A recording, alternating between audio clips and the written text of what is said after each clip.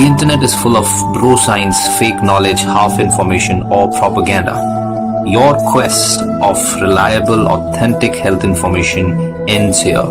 So subscribe this channel and hit the bell icon, and you never have to go anywhere else ever again. Hello everyone, नमस्कार, आदाब, सत श्री अकाल। कैसे हैं आप? मैं हूं डॉक्टर परमजीत और आप देख रहे हैं डॉक्टर एजुकेशन। मेरे चैनल में आपका स्वागत है। और जैसा कि आप जानते हैं कि हम हेल्थ और हेल्थ केयर के बारे में वीडियोस बनाते हैं, और आज हम बात करेंगे फिशर्स की। एनल फिशर क्या होते हैं, क्यों होते हैं, कैसे होते हैं, कैसे ठीक किए जाते हैं। हीमोरॉइड्स, पाइल्स सेम चीज़ है, अलग है तो क्यों है। हीमोरॉइड्स या पाइल्स पे मेरा ऑलरेडी एक वीडियो है जो काफ़ी पसंद किया आप लोगों ने, और उसी पे ज़्यादा रिक्वेस्ट आई है एनल फिशर की, तो हम एनल फिशर का ये वीडियो बना रहे हैं। सो आइए बात करते हैं एनल फिशर की, उसके बेसिक्स की, उसके इलाज की, उसके सिम्टम की, उसके टेस्ट की।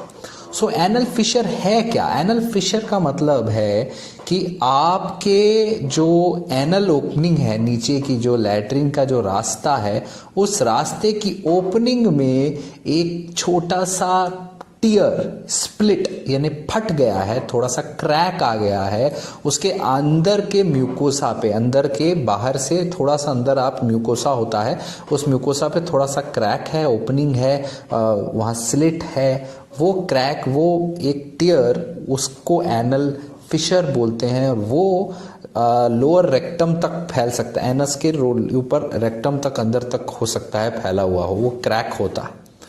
क्यों होता है?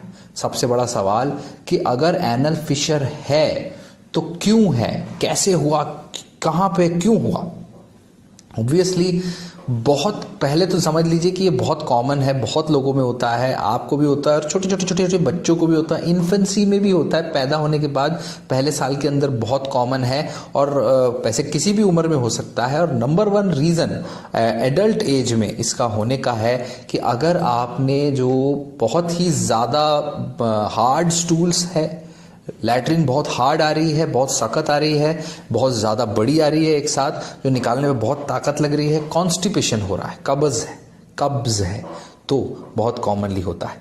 और अगर आपको मान लीजिए बहुत लंबे समय के लिए डायरिया हो रहा है, तो डिहाइड्रेशन से भी कई बारी इस तरह के क्रैक्स आ जाते हैं। और कई और चीज़ों से, मान लीजिए कुछ इलाकों में, वहाँ के लैट्रिन के रास्ते के इलाकों में, नीचे के इलाकों में खून का सप्लाई कम हो गया किसी भी कारण से, तो भी क्रैक आ सकते हैं। और बहुत ज़्यादा अगर टेंशन हो, बहुत ज़्यादा हार्ड हो, बहुत ज़्यादा आपके जो एनस के आसपास की मसल्स हैं, अगर उस स्फिंक्टर मसल्स या बाहर की जो जितनी भी sphincter, levator sphincter, ani muscles में बहुत ज़्यादा टेंशन हो, too much tension sphincter muscles, तो भी क्रैक्स आ सकते हैं। और उस वजह से कई बार ये होता है कि क्रैक्स हील नहीं होते, ये फिशर्स हील नहीं होते, राइट। ज़्यादातर लोगों में याद रखिए कि ये बहुत कॉमनली हो जाते हैं और ठीक भी हो जाते हैं। उसका इलाज अभी बताएंगे हम। सो मेक श्योर कि ये दिक्कत, एनल फिशर्स मेल्स और फीमेल्स दोनों में होती हैं, और दोनों में इक्वली होती हैं, ऐसा नहीं किसी को कम किसी को ज़्यादा। और फीमेल्स में बच्चा पैदा करने के बाद, चाइल्ड बर्थ के बाद ये बढ़ जाती हैं, या मान लीजिए तब आ सकती हैं। और किसी को अगर क्रॉन्स डिजीज़ है, जो इन्फ्लामेटरी बाउल डिजीज़ है, क्रॉन्स डिजीज़ वाले पेशेंट्स को भी ये ज़्यादा होने के चांसेस होते हैं, या सेम अल्सरेटिव कोलाइटिस वालों को भी ज़्यादा होने के चांसेस होते हैं, राइट। दोनों में याद रखिए कि इसमें सिम्टम क्या होगा, एनल फिशर में सिम्टम क्या होगा, सोचिए। ऑब्वियसली अगर वहाँ पे क्रैक है तो क्रैक होगा, तो जब भी वो एरिया स्ट्रेच होगा आपको पेन होगा, और स्ट्रेच होगा, क्रैक और स्ट्रेच होगा, तो वहाँ पे ब्लीडिंग भी हो सकती है, खून भी बह सकता है। जब भी आप लैट्रिन पास करेंगे, जब भी मोशन जाएगा और वो सख्त होगा, जितना बड़ा होगा, जितना ताकत लगेगी, उतना स्ट्रेच, उतना क्रैक स्ट्रेच होगा, उतना वहाँ से ब्लीडिंग हो सकती है। और ज़्यादातर ये जो फिशर है, अगर आप नीचे से एग्जामिन करेंगे तो नीचे से देखने में दिख भी जाता है, अंदर की तरफ थोड़ा सा फैला के, ज़्यादातर ये मिडल में होता है, मिडल में, राइट। और ये जो फिशर है, ऑब्वियसली हर बार मोशन होगा, हर बार दर्द होगा, तो बड़ा सिंपल सा साइन है। और ब्लीडिंग अगर होगी तो वो लैट्रिन के ऊपर होगी, या तो स्टूल के बाहर साइड में, लैट्रिन के बाहर साइड में ब्लीडिंग दिखेगी, या तो अगर आप टॉयलेट पेपर यूज करते हैं तो टॉयलेट पेपर पे लगेगी, ब्लड, रेड ब्लड दिखेगा, ब्लैक ब्लड नहीं होगा। ब्लैक ब्लड होता है अगर वो ब्लड ऊपर से आ रहा है, थोड़ा और अंदर से आ रहा है तो आते आते क्लॉट हो जाता है। या ब्लैक स्टूल होते हैं, अगर बहुत ही ऊपर से आ रहा है तो स्टूल के साथ मिक्स होकर ब्लैक स्टूल्स आ जाते हैं, राइट। रेड फ्रेश ब्लड है, इसमें होगा रेड फ्रेश ब्लड, राइट। और ये ज़्यादातर आपके टॉवल्स में या लैट्रिन के आसपास बाहरी दिशा में दिखेगा, ये सिम्टम। और सिम्टम कई लोगों को धीरे धीरे आ सकते हैं, किसी को एकदम सडनली, कई बार मान लीजिए ज़्यादा ताकत लगा दी लैट्रिन में एकदम, तब से सिम्टम शुरू। सो धीरे धीरे भी आ सकते हैं, तुरंत भी आ सकते हैं। जैसा बताया डॉक्टर प्योर सिंपल नीचे से देख के ही बता सकते हैं कि भाई ये फिशर है या हीमोरॉइड्स। हीमोरॉइड्स मैंने बता चुका हूँ अलग वीडियो में कि वो आपकी खून की नसें और स्किन वहाँ से लटक जाता है। Haemorrhoid dilated veins, nothing else, basically veins dilate हो जाती हैं वहाँ पर। और इसको भी उसको भी दोनों चीज़ों को देखने के लिए नीचे से एग्जामिनेशन करना होगा, पर रेक्टल एग्जामिनेशन। रेक्टल एग्जामिनेशन में डॉक्टर बड़ी आसानी से बता सकते हैं फिशर है, फिस्चुला है या हीमोरॉइड है। एनोस्कोपी नाम की एक चीज होती है जिसमें कि आपके रेक्टम, एनस के अंदर का हिस्सा, एनल कनाल को एग्जामिन करते हैं, लोअर रेक्टम को एग्जामिन करते हैं। उसके और अंदर जाने की जरूरत पड़ी तो सिग्मोइडोस्कोपी बोलते हैं। और अगर बायोप्सी करनी पड़ी तो वहां से बायोप्सी भी ले सकते हैं। मान लीजिए कुछ उल्टा सीधा दिख गया, कोई ऐसी चीज जो वहां नहीं होनी चाहिए, राइट। और अगर मान लीजिए कोलोनोस्कोपी करनी पड़ी, कोलोनोस्कोपी और अंदर जाके होती है, colon basically large intestine, colonoscopy करते हैं कोलोन देखने के लिए। मान लीजिए अगर लग रहा है कि पेशेंट को irritable bowel, inflammatory bowel disease, Crohn's disease, ulcerative colitis है तो हम अंदर जाके देख सकते हैं कोई एबनॉर्मलिटी है या नहीं। फिर बात आती है आखिरी में इलाज की कि एनल फिशर का इलाज क्या है।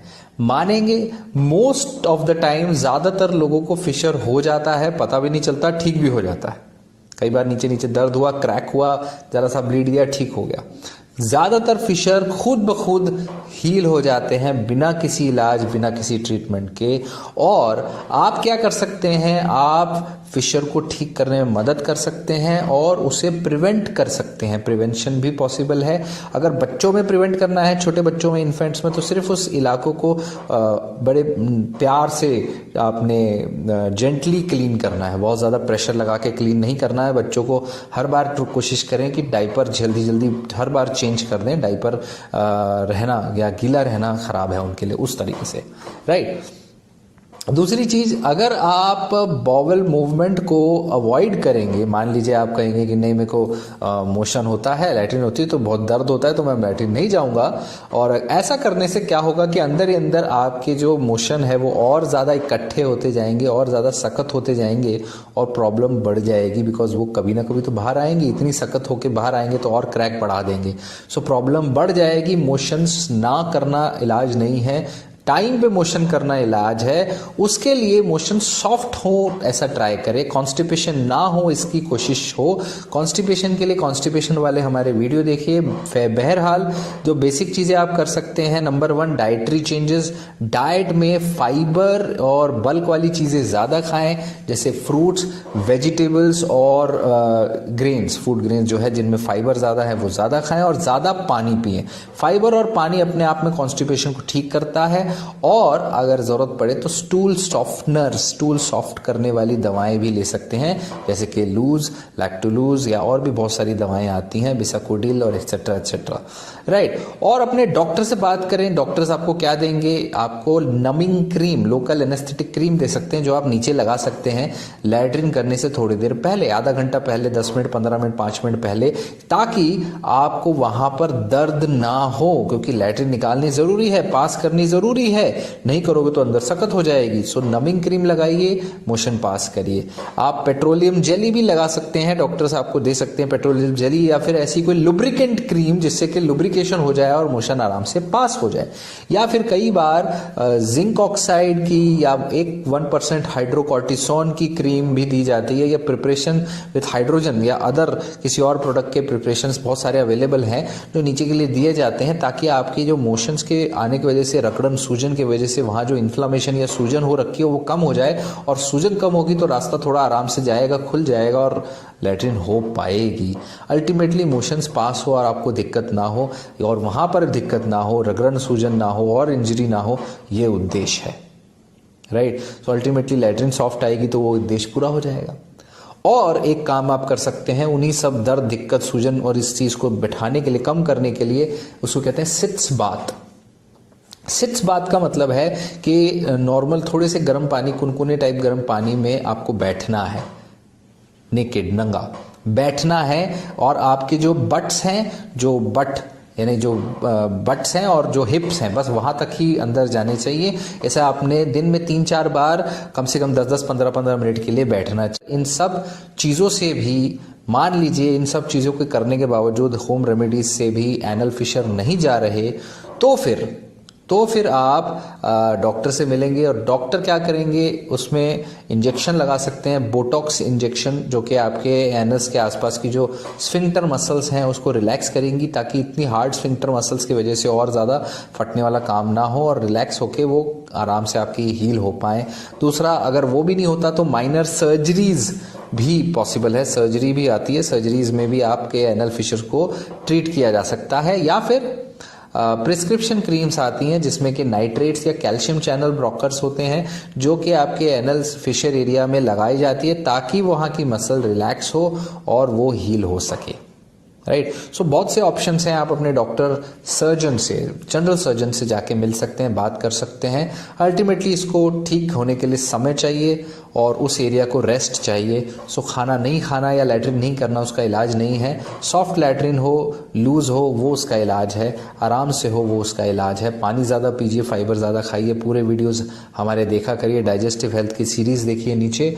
और ये वीडियो पसंद आया है तो लाइक करके शेयर कर दीजिए। लोगों को पता होना चाहिए, knowledge is prevention, so prevention is better than cure, right. और एनल फिशर, एनोलेक्टल फिशर या एरेक्टल एनल अल्सर या फिस्टुला इन एनो, एक ही चीजें हैं ये सारी, जिसके बारे में अभी आपको बताया। आई होप आपको इन्फॉर्मेशन अच्छी लगी हो। मैं हूं डॉक्टर परमजीत, आप देख रहे हैं doctor education. Stay connected, stay healthy.